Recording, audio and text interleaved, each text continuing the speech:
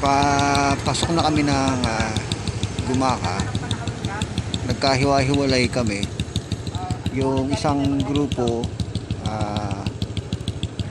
hindi namin alam kung nasaan sila ngayon. Medyo alas 12 na ng gabi. Andirito pa rin kami sa Quezon.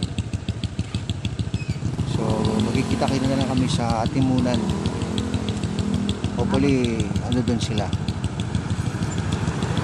Pauwi na kami, pabalik na kami sa Manila.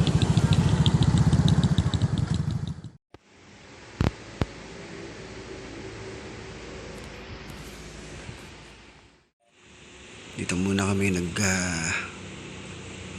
nagpahinga at umidlip saglit dito sa opisina ng Bureau of Fire, sakop ng Barangay Longos, dito sa Laguna.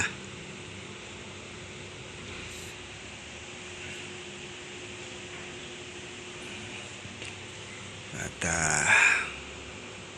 kahit paano nakabawi-bawi sa idlip, nakapag-idlip kami ng konting oras.